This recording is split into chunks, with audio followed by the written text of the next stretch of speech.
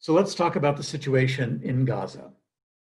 Many of you on this call are partners with Ahli Arab Hospital in its work, and I want to thank you for caring for the truly desperate families that Ahli serves.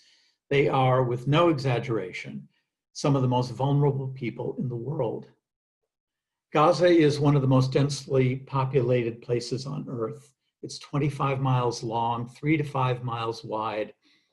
There are 2 million people, 1.3 million Palestinian refugees living in abysmal refugee camps. Gaza is completely isolated and walled off from the world.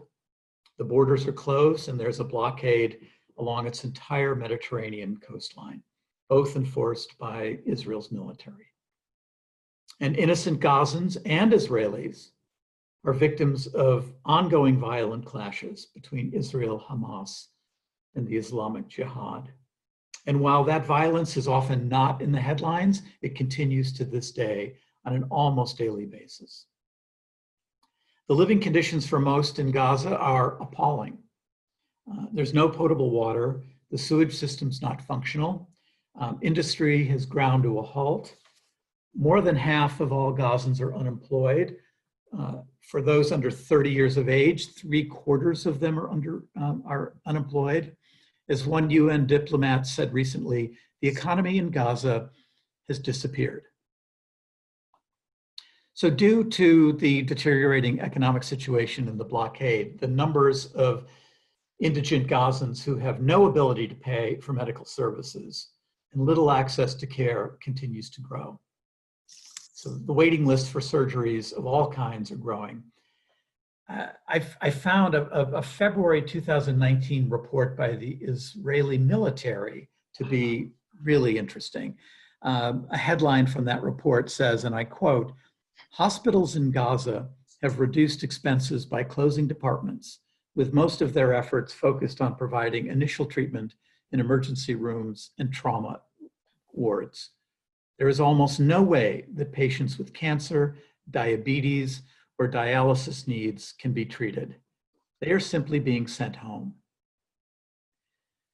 So the Israeli military cites deteriorating healthcare as a major contributor to unrest in Gaza, and thus a threat to Israel. Unfortunately, the government of Israel has done little to help. So the health system of Gaza continues to deteriorate with shortages of drugs, medical disposables, and laboratory materials. Fuel to power generators has become a major expense in every hospital's budget. Because the electricity from the grid is intermittent and today is available only 2 to 3 hours a day. There is a growing need for referral of patients outside of Gaza, yet the approval rate for referrals, controlled by Israel, has declined dramatically. It's hard to believe, but the land, air, and sea blockade of Gaza entered its 14th year in June of this year. And it's been 6 years since the 2014 war in Gaza, which caused tremendous destruction and loss of life.